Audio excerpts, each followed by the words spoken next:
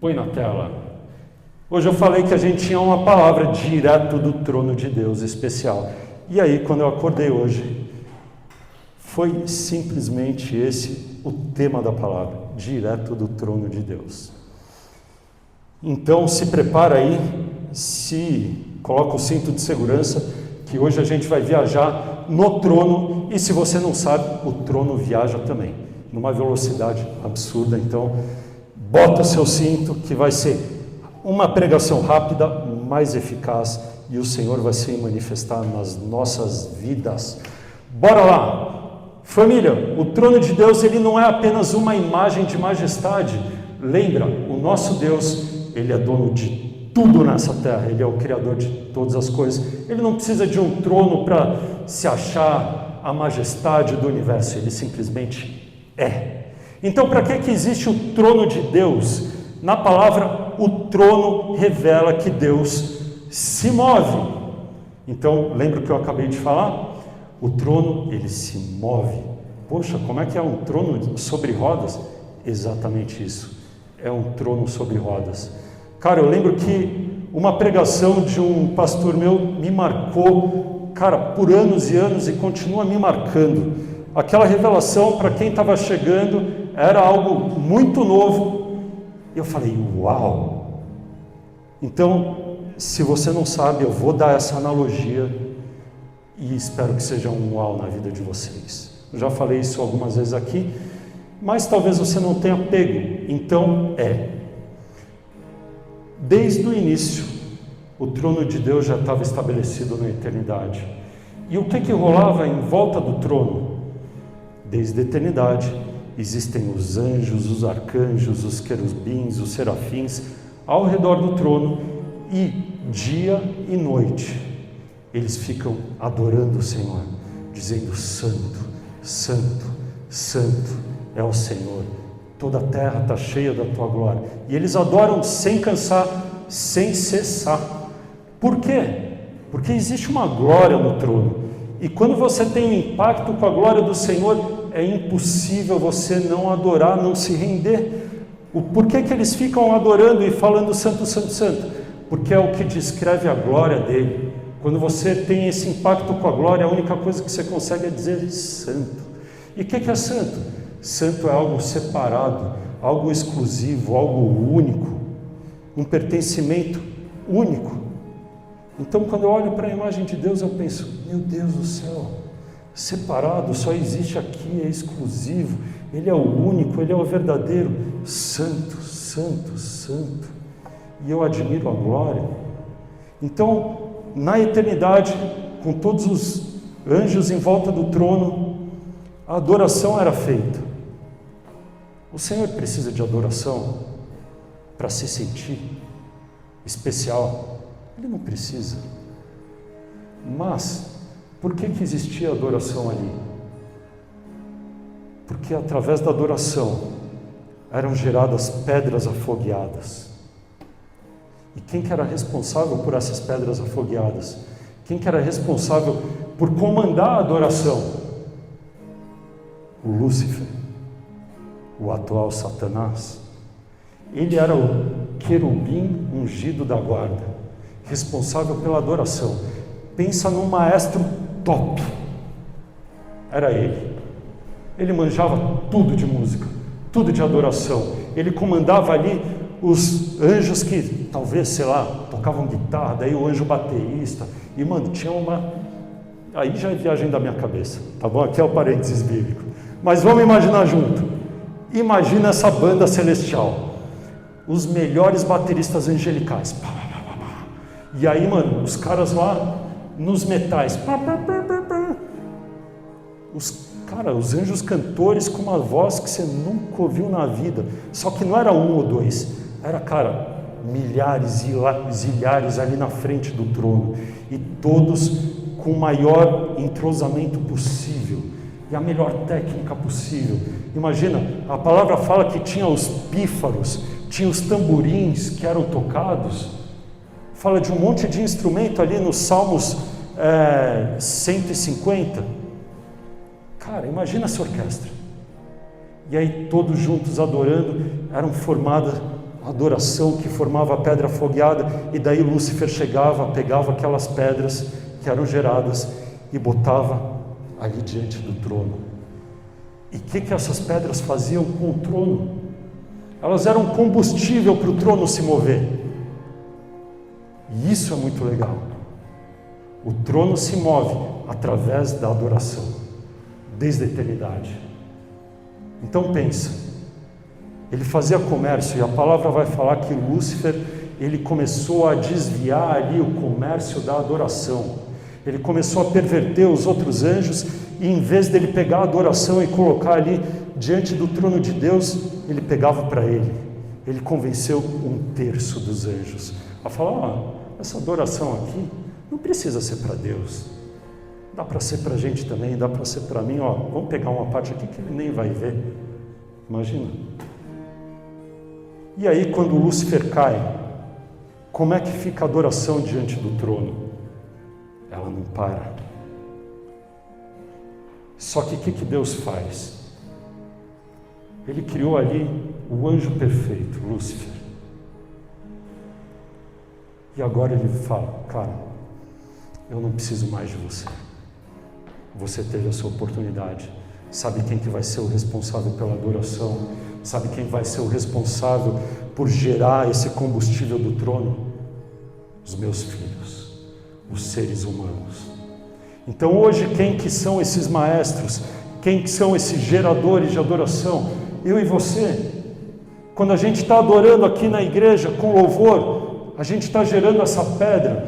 Quando a gente está adorando através da nossa vida, os nossos exemplos também são adoração, a nossa obediência é adoração também. A gente está gerando essas pedras, e cada vez que a gente gera, a gente faz o trono se mover. Então, quando eu estou gerando adoração aqui dentro do templo, eu estou trazendo o trono de Deus para esse lugar. Quando eu estou gerando adoração dentro da minha casa, eu estou gerando combustível para o trono de Deus se mover sobre a minha casa, sobre a minha vida, sobre o meu trabalho. Nós somos esses geradores de combustível hoje. Então o trono de Deus se move desse jeito. Ele se move através hoje da adoração do povo dele. E para que serve o trono de Deus? O trono de Deus, ele julga a acusação sobre a sua vida. O trono de Deus, ele transforma oração em governo. O trono de Deus é o nosso benefício. Ele nos beneficia. O trono de Deus, ele vai servir para condenar os pecadores, mas o trono de Deus, ele também serve para nos justificar, nos livrar, nos inocentar. Em Apocalipse 4, 1 e 2 está escrito: depois dessas coisas, olhei, e diante de mim estava uma porta aberta no céu, e a voz que tinha ouvido no princípio falando comigo como trombeta disse: suba para cá, e lhe mostrarei o que deve acontecer depois dessas coisas. Quem que está escrevendo isso aqui? O apóstolo João. O apóstolo João tinha sido preso, tentaram matar ele. Como? A história vai dizer que botaram ele dentro de uma panela de óleo fervendo. E sabe o que aconteceu? Nada. Não conseguiram matar ele. Então o que o governo romano tinha para fazer?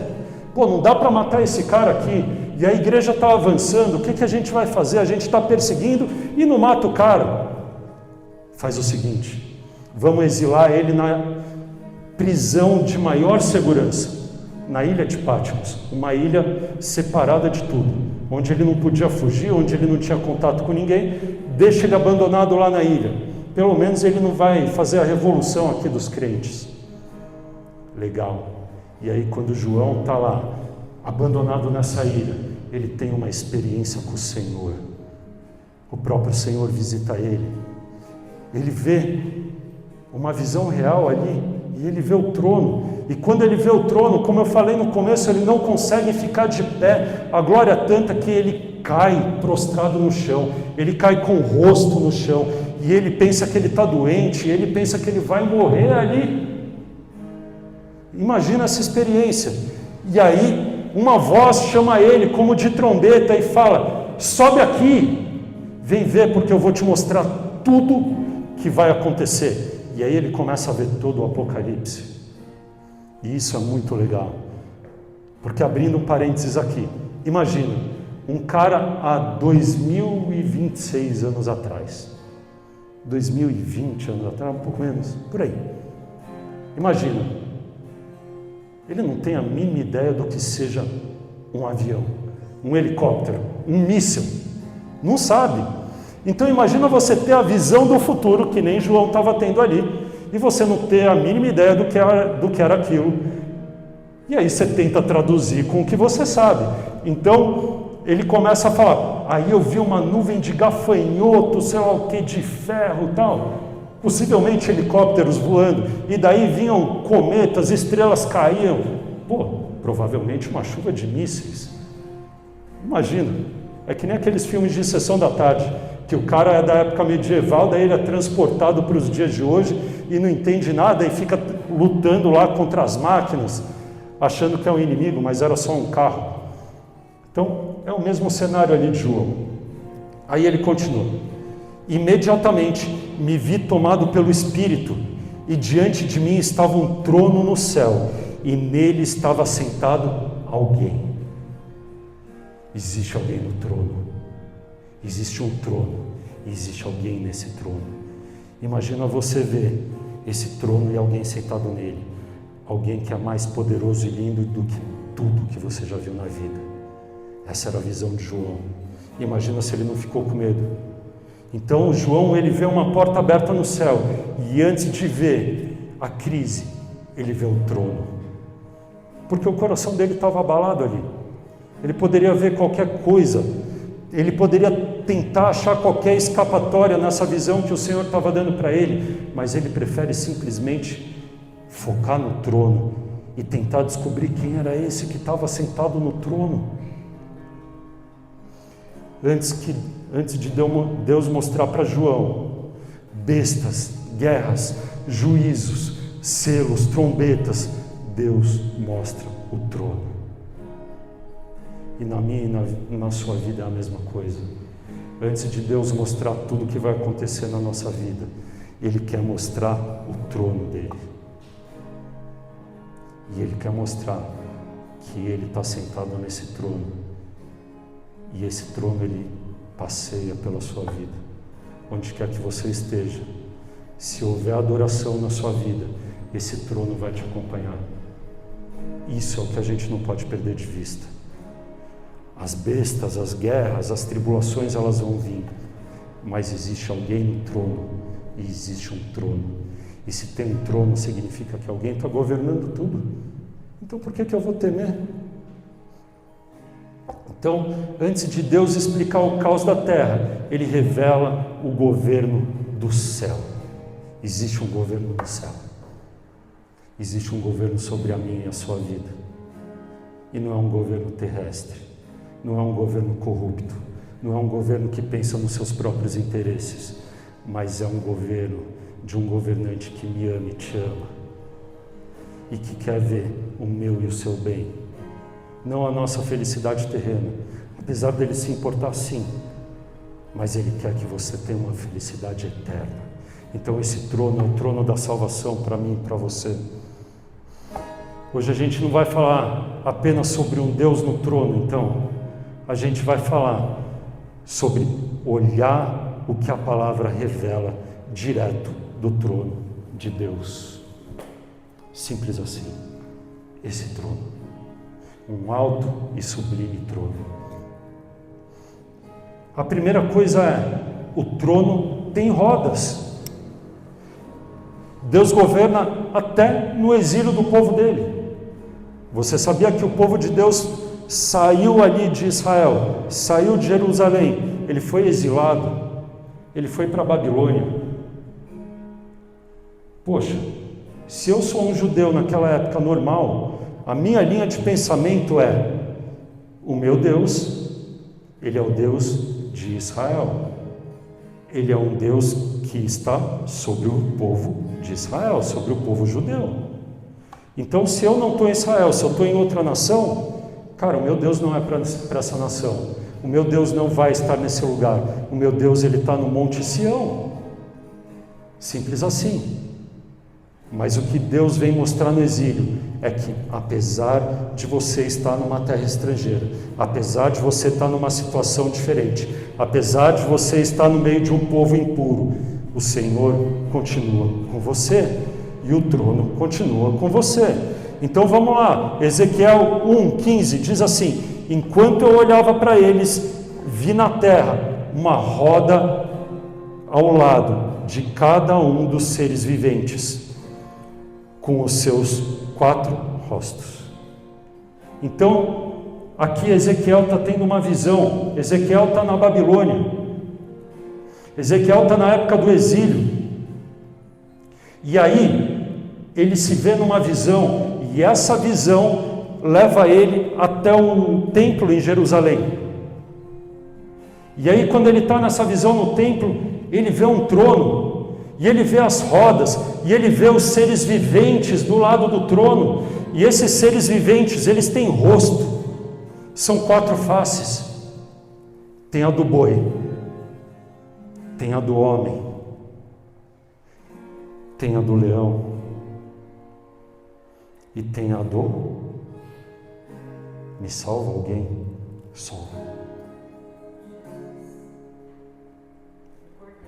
Do cordeiro.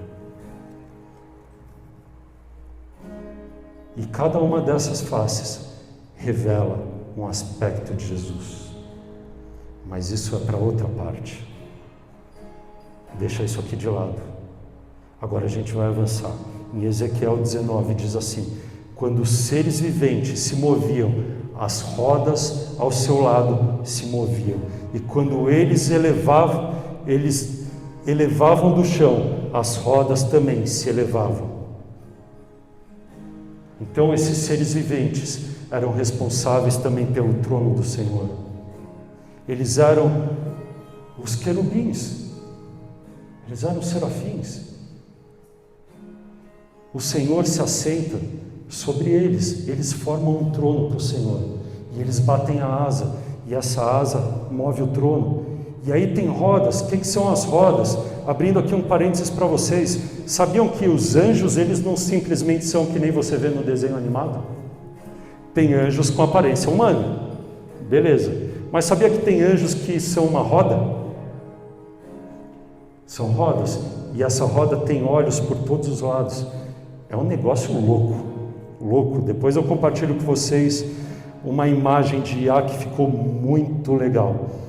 E aí em Ezequiel 11:16 diz: portanto diga, assim diz o soberano Senhor, embora eu os tenha mandado para as terras muito distantes entre os povos e os tenha espalhado entre as nações, por breve período tenho sido um santuário para eles nas terras para onde foram. Ezequiel, ele vê a glória de Deus na Babilônia, não em Jerusalém. E o povo achava que longe do templo não tinha glória, eles estavam longe da glória, mas Deus mostra um trono com rodas.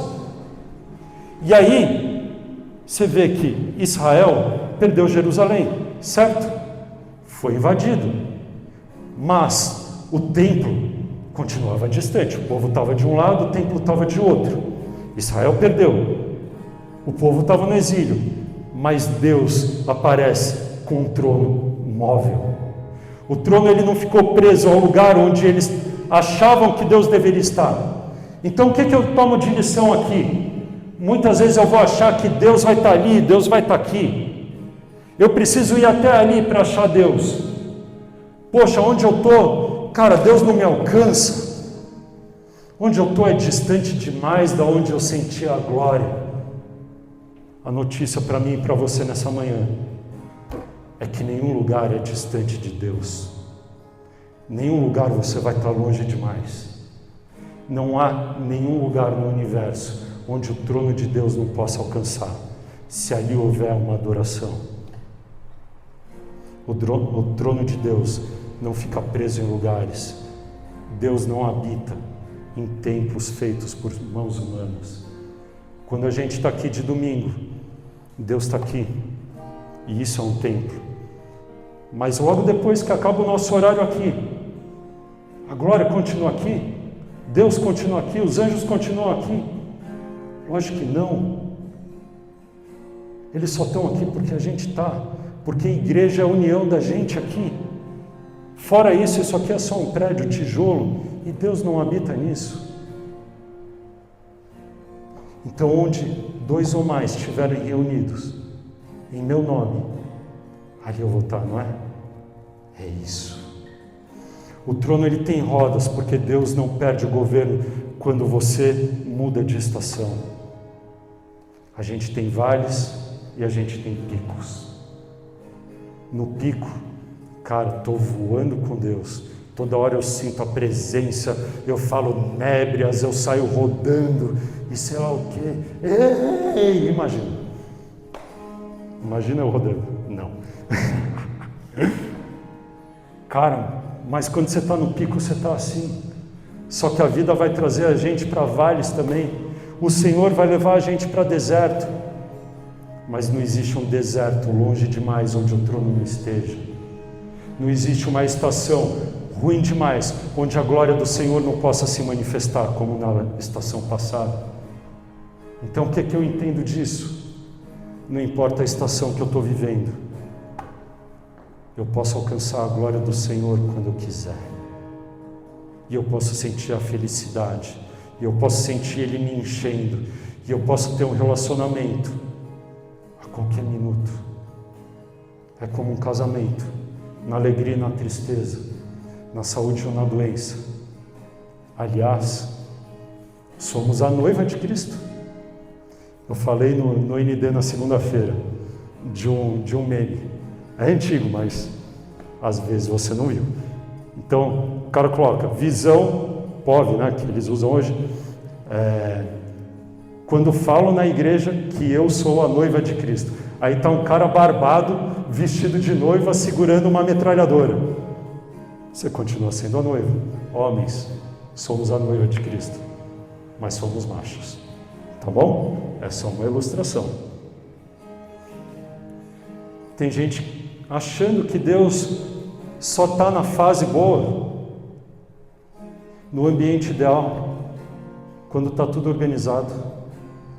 Mas Deus aparece no exílio para dizer: eu também governo onde você achou que eu não estava. Eu também vou aonde você achou que eu não iria. Não é? Quando Jesus foi crucificado, quando ele falou que estava consumado, qual é o último lugar que a gente vai pensar que Jesus poderia estar? No inferno. Mas sabe o que a palavra fala? Que logo depois, ele não subiu aos céus, ele não voltou para a terra. Sabe o primeiro lugar que ele foi ao inferno. Para quê? Para resgatar aqueles que ainda não tinham ouvido a pregação. Então ele foi ao inferno, pregou para que eles crescem, e aqueles que creram foram retirados. O inferno foi saqueado naquele dia. Então não existe lugar longe demais. Até o inferno ele desce para te salvar. Esse é o nosso Deus. Ele nos ama tanto, tanto, que ele pode ir até a casa de Satanás por mim e por você.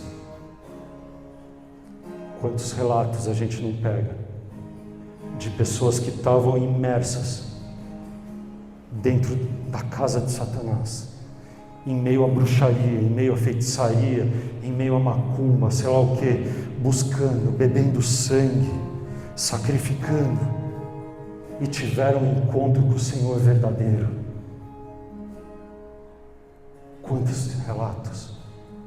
Quantos relatos no meio do mundo árabe, onde o nome de Jesus nunca foi citado por ser proibido.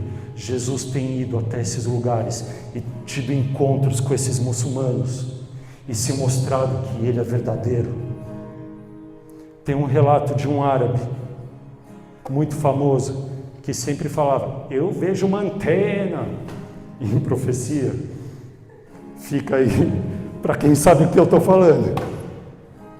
Cara, esse árabe hoje ele tem uma igreja, é um apóstolo, ele era muçulmano, ele era árabe, continua sendo árabe. E uma vez ele estava no aeroporto, e ao entrar no banheiro do aeroporto, ele teve um encontro com Jesus pessoalmente. Imagina, Jesus te acha dentro até do banheiro do aeroporto, ele não está nem aí, ele quer te encontrar nos lugares mais inusitados. Ele nos ama, ele ama os filhos que ele mesmo criou na eternidade. Não importa se é árabe, não importa se é macumbeiro, não importa. O que importa é que ele quer encontrar os filhos que se perderam, para que eles tenham a oportunidade de crer. A Babilônia, ela não cancelou a glória, a crise não cancelou o trono, o exílio não cancelou o chamado. A minha e a sua crise não vai cancelar o meu e o seu chamado. As nossas crises não definem o nosso chamado, não definem quem nós somos. O Senhor não desistiu de nós. Ele nunca desiste. Ainda que a gente não veja um fio de esperança, o trono do Senhor está vindo à nossa direção para nos encontrar, e o governo dele vai se estabelecer em meio à crise, em meio à bagunça, em meio ao desespero, em meio ao lugar inesperado. Direto do trono de Deus eu aprendo uma coisa: Deus não está preso ao lugar onde eu me acostumei a encontrar. Isso você precisa guardar no seu coração hoje, e eu vou repetir até o final dessa pregação. Deus não está preso a um lugar onde você está acostumado. Se você tiver um relacionamento verdadeiro com Ele, Ele vai te encontrar em qualquer lugar. Então o que eu quero profetizar sobre você nessa manhã é: prepare-se para encontros genuínos e poderosos com Deus, no seu carro, no seu trabalho, na academia, botando o seu filho para dormir. Prepare-se. No meio de um leito de hospital, no meio de uma comemoração, no seu banho. Quantos momentos maravilhosos eu já não tive com Deus no chuveiro. Fica a dica, tenta. Quantos momentos maravilhosos eu já não tive com o Senhor lavando a louça. Velho, é maravilhoso. Cara, você está ali, você está pensando nele, você está lavando a louça, e ele está começando a invadir a sua mente, e ele começa a te dar resposta no meio de lavar a louça, que você estava esperando por séculos, mas ele escolheu o momento mais inusitado para te encontrar. Eu amo esse Deus, porque ele não é padrãozinho, ele não é, ele é um Deus criativo, e ele tem senso de humor, muito, e ele gosta de fazer a gente se alegrar e a gente rir. O trono de Deus é um tribunal. O acusador fala. Quem é o acusador? Satanás. Satanás é o acusador. Diabo significa aquele que vem contra, aquele que acusa. É isso que significa a palavra diabo, diabolos. Ele é o acusador dos irmãos, diz aqui em Apocalipse. O papel dele é ficar dia e noite diante de Deus, falando: ó, tá vendo aqui? Tá vendo? A Sol, ela errou. Eu tenho direito. Tá vendo, Deus? Me dá direito de tocar ela. Só que eu e você temos um advogado, o Paráclito. Em grego, Paráclito, advogado, em grego. Guarda essa que é a cultura. Quem é? Quem é? Jesus, o Espírito Santo. Aí sabe o que Jesus vai lá e faz, Sol? Fala: diabo, você não está errado, você tem direito. Mas essa dívida aqui que ela tem, eu paguei. e eu já paguei ali na cruz. Então, o condenado fui eu, no lugar dela. Meu sangue foi derramado. Então, pela lei, ela está livre. Solta. Você não vai tocar. Jesus. Jesus. Eu e você temos um advogado de defesa. Pode vir a acusação que for. Eu e você temos um advogado de defesa. O mais poderoso. O mais estudado. O mais convincente. Ele é muito melhor do que os caras do SUS. Ele é muito melhor do que os advogados do Lei e Ordem. Ele funciona mais do que qualquer cara do STF. Funciona mais, porque ele reina. Então, quando você for acusado, corre para o seu advogado.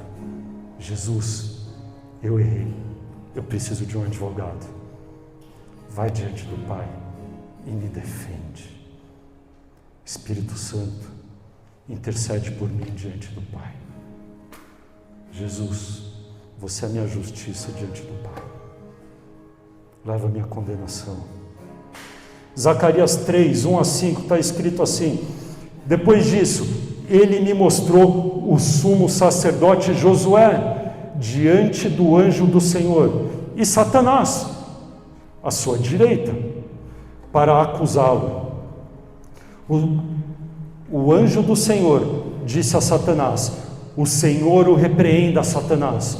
O Senhor que escolheu Jerusalém o repreenda. Esse homem não parece um tição tirado do fogo? Que homem parece um tição tirado do fogo? Quem? E aí continua: ora, Josué, vestido de roupas impuras, estava em pé diante do anjo. E o anjo disse aos que estavam diante dele: tirem as roupas impuras dele. Depois disse a Josué: veja, eu tirei de você o seu pecado e o vestirei com trajes nobres. Quem é o anjo do Senhor? Quem é o anjo do Senhor? Quem é o advogado aqui? Josué estava com roupas impuras. Satanás estava ali acusando. E aí, o anjo do Senhor, o advogado, vem e fala: seus pecados estão perdoados. Vem aqui, deixa eu tirar essas roupas impuras. E agora eu vou te vestir com roupas limpas. Uau! Então eu disse: coloquem um turbante limpo na cabeça dele. E colocaram o turbante limpo nele e o vestiram, enquanto o anjo do Senhor permanecia ali. Vocês perceberam? Eu estou falando de várias histórias diferentes, com a mesma visão do trono, o trono do julgamento, e que tem um advogado ali para te defender. Romanos 8, 33 e 34. Quem fará alguma acusação contra os escolhidos de Deus? Pergunta o autor de Romanos. É Deus quem os justifica. Quem os condenará? Foi Cristo Jesus que morreu e mais, que ressuscitou e está à direita de Deus e também intercede por nós. Essa é a revelação. Tudo que estava obscuro ali no Velho Testamento, vem aqui o Novo e revela. Então, se no Velho Testamento fiquei com dúvida de quem que é esse anjo, fiquei com dúvida quem é o advogado, e aqui está dizendo: existe o trono, tem Deus ali, tem um acusador, tem uma acusação, e tem um advogado, Cristo, que ressuscitou e está à direita, e também intercede por nós. Josué, o sumo sacerdote, está diante do trono do Senhor com roupa suja. Satanás está ali para acusar ele. E o mais forte, a acusação tinha argumento. As vestes estavam realmente sujas. Mas o diabo podia acusar, ele não podia sentenciar. Satanás tenta sentenciar eu e você. Ele fala nos nossos ouvidos: olha só, o seu final é esse, você é esse, você errou, você já está condenado. Ei, como assim? O único que tem o poder de sentenciar eu e você é o Deus que está no trono. Satanás blefa. Satanás blefa. Deus surpreende Satanás.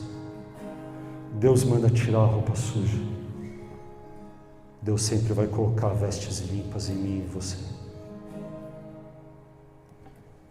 O diabo pode conhecer a nossa sujeira, e ele conhece muito bem. Isso pode ter certeza. Ele conhece a minha e a sua sujeira. Mas ele não pode e nem tem autoridade para definir a nossa sentença. No tribunal do céu, você não vence se explicando.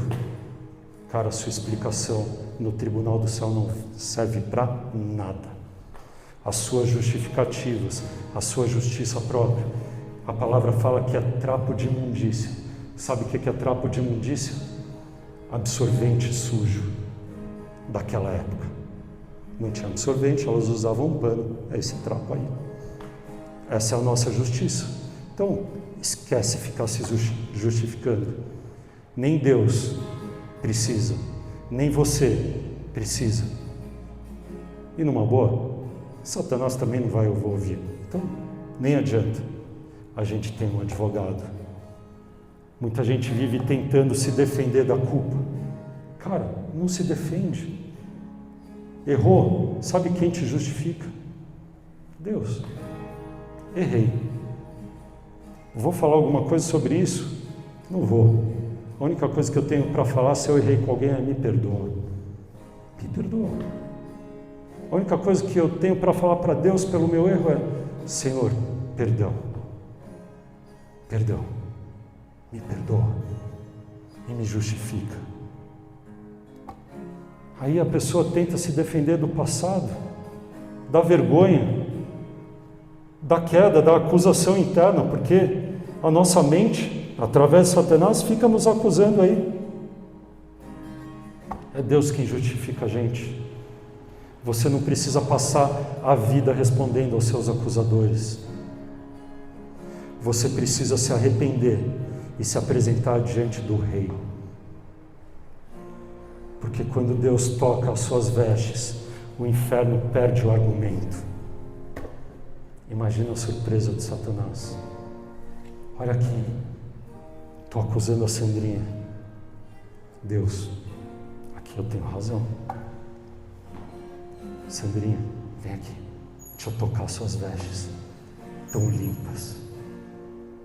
Aí só fica Satanás, que nem aquele meme do John Travolta.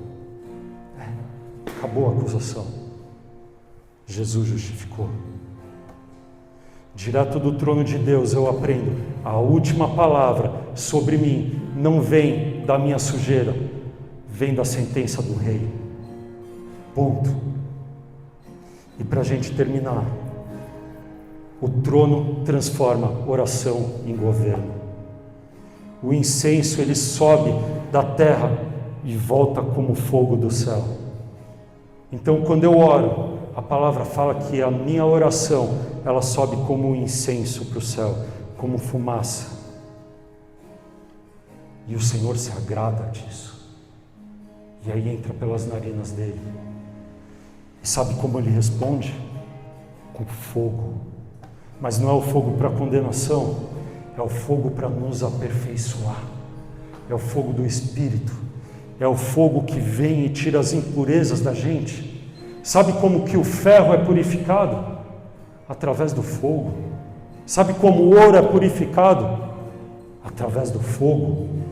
Quando eu boto o ouro no fogo, tudo que é impureza é separado e fica só o que interessa.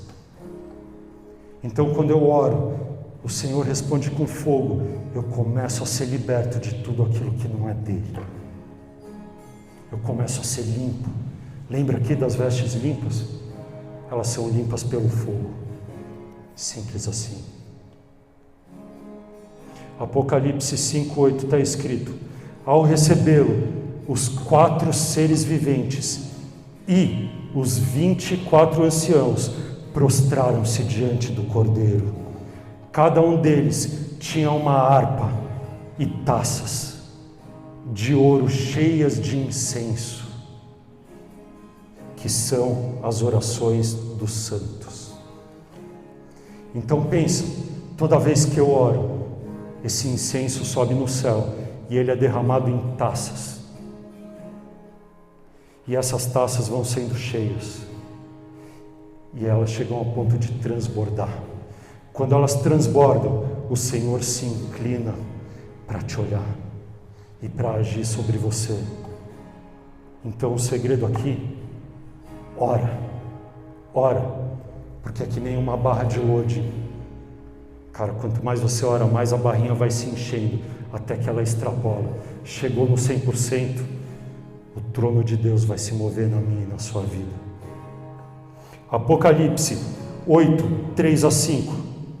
Outro anjo, que trazia um incensário de ouro, aproximou-se e se colocou de pé junto ao altar, e a ele foi dado muito incenso para oferecer com as orações de todos os santos sobre o altar de ouro diante do trono.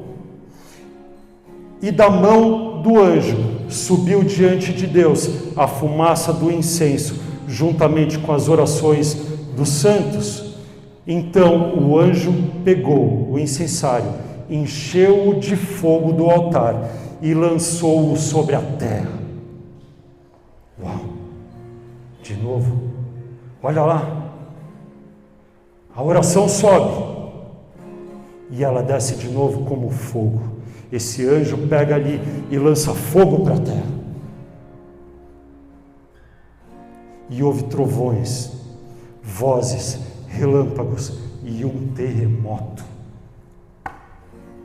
O que isso me diz? Que há poder na sua oração e na sua adoração, a ponto de tremer o solo, gerar um terremoto na terra, abalar os céus, a voz do Senhor ser ouvida, porque a palavra fala que a voz do Senhor é como de trovão.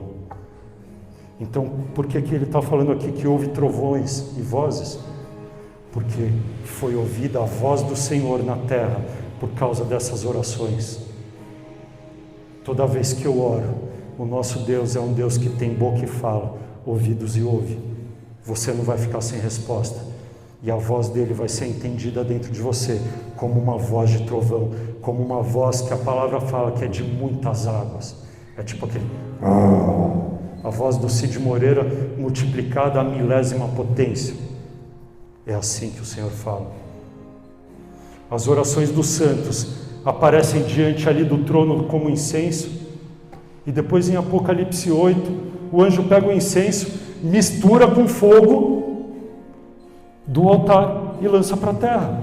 Resultado, como eu falei, trovões, vozes, relâmpagos e terremoto. A minha e a sua vida vão ser abaladas através da nossa oração e adoração. Está preparado para isso? É isso que a gente quer. Que a nossa vida seja abalada nessa manhã. Que tudo aquilo que estava parado, através da voz do Senhor, volte a se mover, volte a ser abalado. Que o terremoto aconteça em tudo que está parado e aquilo se mova. E estruturas sejam derrotadas, estruturas caiam, as cadeias caiam, sejam desmontadas. Através do terremoto vem libertação. Através do terremoto, aquilo que estava preso vai ser liberto. Paulo e Silas foram presos. E sabe o que estava acontecendo enquanto eles estavam na cadeia? Eles estavam adorando. Eles estavam cantando lá dentro. E sabe o que estava acontecendo fora da cadeia? Tinha uma igreja orando pelos dois. Então imagina isso. Olha a quantidade de incenso subindo aos céus. O da igreja e o dos dois ali no meio daquela situação horrorosa. levantando uma adoração. E qual foi o resultado? A palavra fala que houve um terremoto e as paredes caíram e eles ficaram livres. É isso que o Senhor quer fazer nas nossas vidas, abalar tudo aquilo que tem para ser abalado. Tudo. E quando eu falo tudo, Ele abala até aquilo que você achou que era a sua base. Você acha que tudo está desmoronando, que é o fim. Mas saiba, é o Senhor que está abalando. Para você parece que é algo ruim, mas o Senhor vê muito além do que você pode ver. E na verdade Ele está mudando a sua vida ali, para onde Ele quer que você chegue. Um lugar muito melhor e muito além dos seus sonhos. A oração que sai tremendo da sua boca, ela pode voltar como um trovão do trono. Nenhuma oração feita diante do trono morre no teto. A sua oração, ela nunca vai ser em vão. Nunca. Às vezes a gente acha que a nossa oração não passou o teto. Mas ela sempre vai chegar no trono. Sempre. A igreja, às vezes, ela trata a oração como um desabafo. E você pode desabafar em oração. Mas ela não é só isso. O céu trata a oração como matéria-prima de governo. A nossa oração é a matéria-prima para o que Deus quer fazer na nossa vida. Então não para de orar. Não para de adorar. Quando você ora, você não está apenas aliviando a sua alma. Isso é bom, você coloca para fora, alivia. Mas não é só isso. Você está colocando incenso no altar do céu. Tem oração que você esqueceu, mas o céu não esqueceu. Tem oração que você esqueceu, mas o céu não esqueceu. Podem se passar anos de uma oração. Anos. Mas o céu não esqueceu. E no tempo certo, essa oração feita lá atrás vai ser respondida como um terremoto na sua vida. Tem lágrima que você chorou no quarto, mas ela chegou no altar. Cada lágrima nunca vai ser em vão. Toda lágrima derramada é uma oração. Cada tempo de dor que eu resolvo entregar para o Senhor é uma oração. Tem orações que você não precisa falar para fazer. Basta você se colocar diante do Senhor, deixar as lágrimas caírem em reverência, como aquele que estava no templo, falando: eu não sou digno, batendo no peito.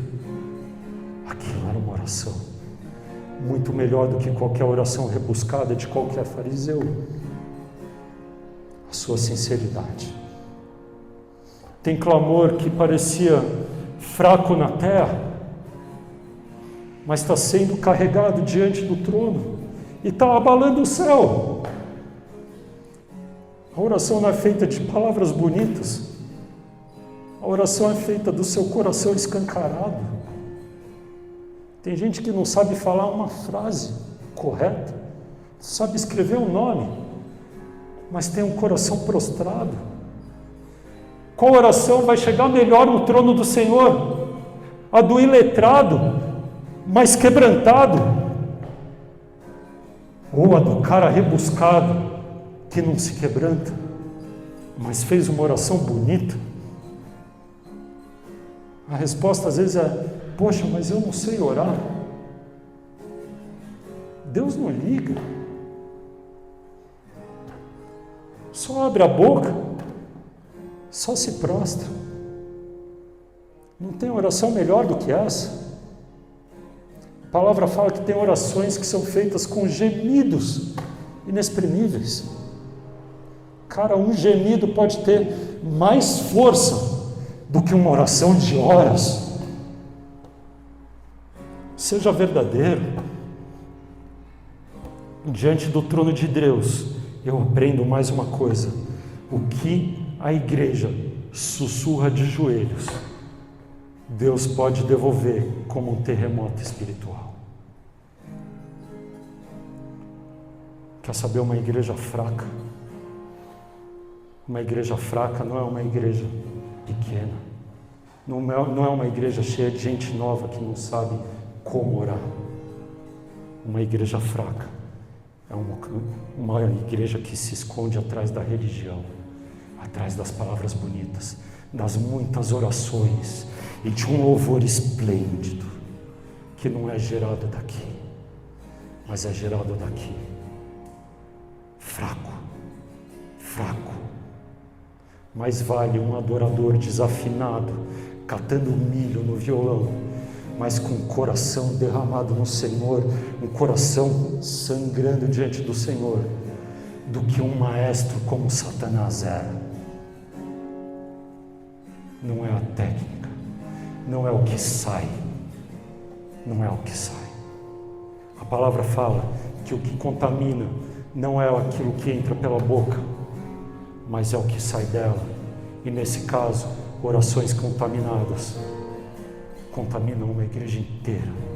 Orações soberbas contaminam uma igreja inteira. E elas sim não passam do teto, mas são orações de condenação para a própria pessoa, para a própria igreja. Então, igreja, a oração, a adoração precisa ser gerada do coração quebrantado. E se a gente fizer isso nessa estação, a gente vai ver o trono de Deus se movendo nesse lugar. Os anjos queriam ter o papel que a gente tem, o papel que era de Satanás. Poderia ter ficado para qualquer anjo, mas nós fomos os escolhidos, os imperfeitos, mas com o coração segundo o coração de Deus. Feche os seus olhos, abaixa a sua cabeça. Apaga a luz, por favor.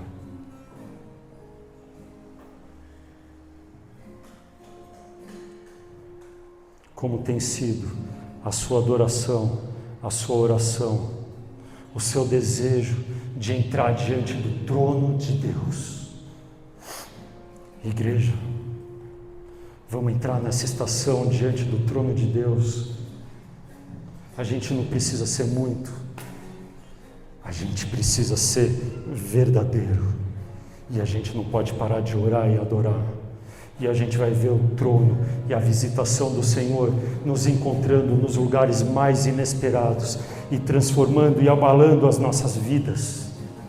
E o nosso advogado nos justificando em cada erro que tiver arrependimento. Então, nessa hora, conecta o seu coração ao coração do Senhor. Lembra, um gemido verdadeiro é melhor do que um mês de oração rebuscada e falsa. Então, enquanto o louvor toca, se você quiser cantar, adorar, essa for a sua adoração, dê o seu melhor. Se a sua adoração nesse momento for se conectar com o trono e se derramar em oração, cara, se derrama o máximo que você puder. Ninguém liga que está do seu lado. Só tem gente estranha aqui mesmo. Todo mundo estranho. Então, se você estiver chorando, lembra, cada lágrima é uma oração. Se você estiver gemendo, cada gemido inexprimível vale mais do que horas de oração linda. Se você estiver adorando, essa adoração sobe como incenso. Se você estiver desse jeito derramado e estiver saindo, cara, ranho do seu nariz, meu irmão, é só isso que Deus quer ver. A adoração verdadeira, ela é extravagante. A adoração verdadeira, ela é suja. A adoração verdadeira tem lágrimas, tem ranho, tem sujeira do chão de você jogado. A adoração verdadeira diante do religioso gera escândalo. A adoração que gera escândalo diante do religioso faz o céu parar. Então adora como você quiser, mas se entregue e adora. Manda bala na música.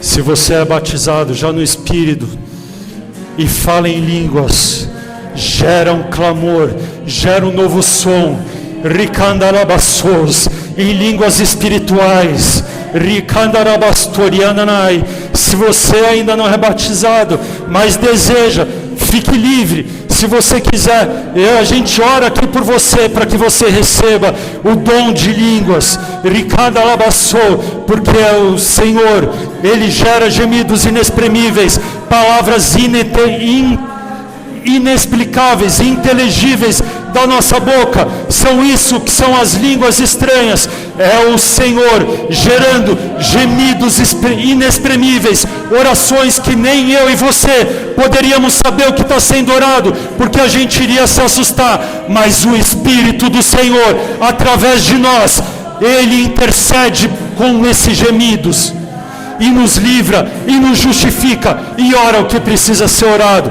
Então fica na liberdade. Se você quiser, o Senhor está aqui.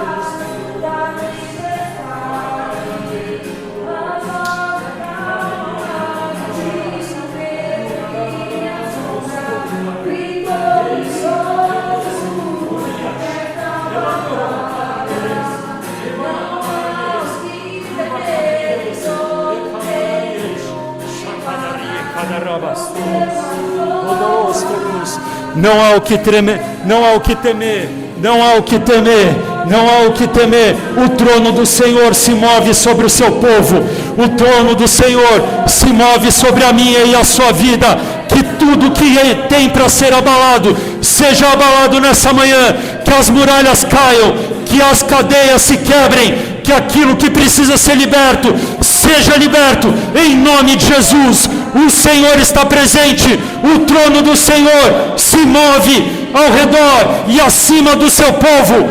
Rakadarabassai, esse trono, ele se move diante da adoração, ele se move através da oração. Rikadarabastorianarai, que seja movido nessa manhã, que seja movido o trono do Senhor em cada área das nossas vidas. Aquilo que está parado, volte a se mover, seja abalado e volte a se mover. Que aqueles problemas na justiça sejam abalados, porque mais do que qualquer juiz, mais do que qualquer autoridade, o Senhor, Ele governa, Ele é o juiz sobre todos os juízes. Que as doenças, que as enfermidades físicas e mentais sejam abaladas nessa manhã, porque o Senhor reina, a palavra diz que o Senhor reina sobre o dilúvio, que o trono do Senhor está sobre a terra é o estrado dos pés do Senhor, o trono do Senhor está sobre ela, e o dilúvio é presidido pelo Senhor. A voz do Senhor está escrito nos Salmos, ela é como de trovão. A voz do Senhor faz tremer o deserto de Cádiz, a voz do Senhor faz romper o cedro do Líbano.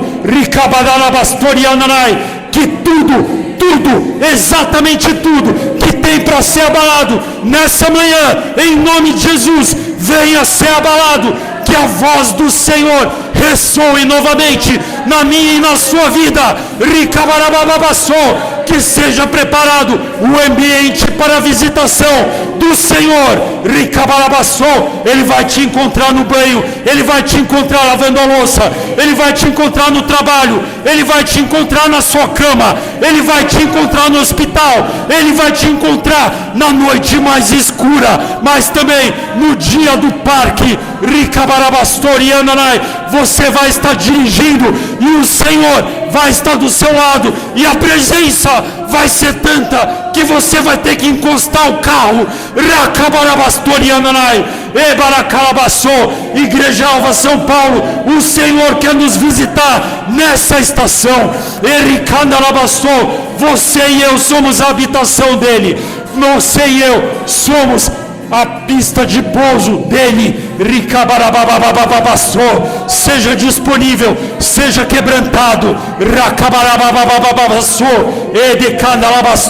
E tudo aquilo que o Senhor falar, eu vou abalar. Você vai responder: eis-me aqui, Senhor, eis-me aqui. Pode abalar tudo aquilo que era meu conforto, tudo aquilo que era minha base. Se for o Senhor abalando, o Senhor tem total liberdade para abalar tudo, porque eu sei que o Senhor é bom, eu sei que o Senhor é bom, e os seus planos são infinitamente maiores do que os meus. Muralhas caem, muralhas caem, muralhas caem, muralhas caem. Tudo aquilo que impedia começa a ser rompido nessa manhã. Todas as barreiras, tudo aquilo que retia a glória, tudo que te impedia de se achegar mais ao Senhor, nessa manhã começa a cair por terra. Se as muralhas de Jericó não seguraram a presença do Senhor, também não há nada que vai segurar a presença do Senhor invadir a sua vida. Podem ser muralhas de anos, elas podem ser reforçadas. O Senhor com o sopro vai destruir, com apenas a voz Ele vai abalar todas as coisas.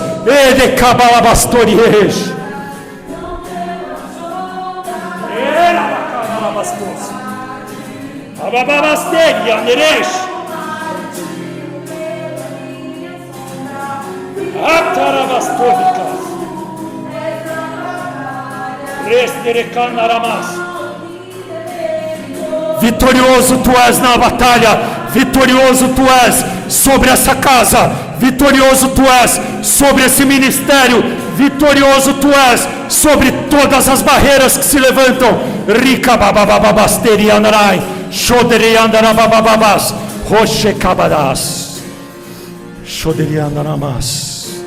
Vai se colocando de pé no seu lugar para a gente acabar. E estende sua mão para cá. Vamos orar junto. Pai nosso que estás nos céus, santificado seja o teu nome.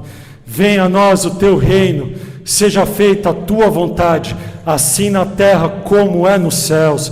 O pão nosso de cada dia nos dai hoje, e perdoa as nossas dívidas, assim como nós perdoamos aos nossos devedores. E não nos deixe cair em tentação, mas livra-nos do mal, pois teu é o reino, o poder e a glória para todo sempre. Amém. Continua com a sua mão estendida para cá. Como servo e sacerdote do Senhor, eu abençoo a sua semana, para que muralhas caiam e tudo seja abalado, que você tenha encontros poderosos com o Senhor e em lugares inusitados. Em nome de Jesus, que a paz, a esperança, o poder e o renovo e as consolações do Espírito estejam sobre cada um de nós. Vai na paz, seja abençoado. Amém e amém. Glórias a Deus.